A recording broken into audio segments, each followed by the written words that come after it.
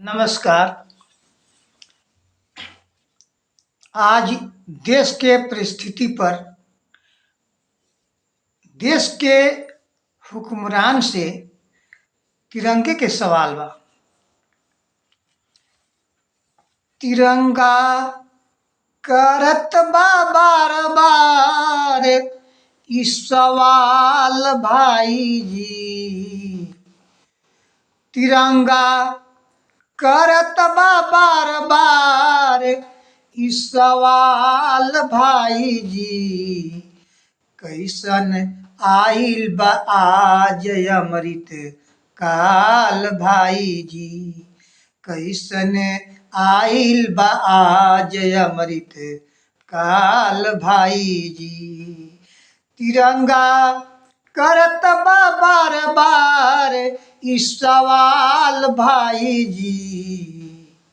कैसन आइल बा आज अमृत काल भाई जी। ए हमें राउर का बयापन ख्याल भाई जी। ए हमें राउर का बयापन ख्याल भाई जी। कैसन आइल बा आज अमृत काल भाई जी। कैसन आइल बा आज अमृत काल भाई जी। 2 करोड़ नौकरी नगद 15 लाख मिली। 2 करोड़ नौकरी नगद 15 लाख मिली। सरकार बनी भाजपा के जब कमल खिली। दलित गरीब मजदूर कहे भैले बेहाल भाई जी। दलित गरीब मजदूर कहे भैले बेहाल भाई जी। कैसन आज अमृत काल भाई जी।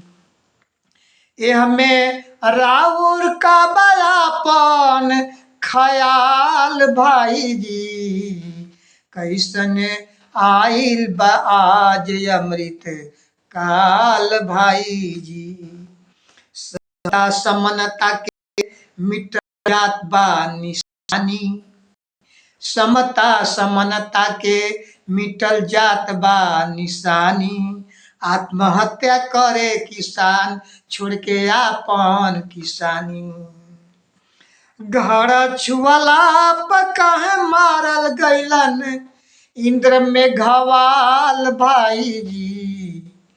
घर छुअला पर काहे मारल गइलन इंद्र में घवाल भाई जी। कैसन आइल बा आज अमृत काल भाई जी। आठ आठ आंसू रोवे पहलवान बेटी सड़क पर। आठ आठ आंसू रोवे पहलवान बेटी सड़क पर।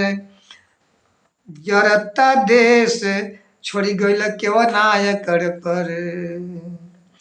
जरत बा मणिपुर छोड़ गोनी अपना यकर पर। नॉट वेलकम नारा लागल अमेरिका में बवाल भाई जी। नॉट वेलकम नारा लागल अमेरिका में बवाल भाई जी। कैसन आइल बा आज अमृत काल भाई जी। हिंदू मुस्लिम लव जिहाद दंगा भड़कल बा। हिंदू मुस्लिम लव जिहाद के दंगा भड़कल बा। जेब खाली कर्ज में जनता महंगाई बढ़ल बा। जेब खाली कर्ज में जनता महंगाई बढ़ल बा। साहेब के सब दोस्त हो गइले मालो माल भाई जी। साहेब के सब दोस्त भाग गइले मालो माल भाई जी। कैसन आइल बा आज अमृत काल भाई जी। कैसने आइल बा आज अमृत काल भाई जी। तिरंगा करत बा बार बार इस सवाल भाई जी। तिरंगा करत बा बार बार इस सवाल भाई जी। कैसन आइल बा आज अमृत काल भाई जी। कैसन आइल बा आज अमृत काल भाई जी।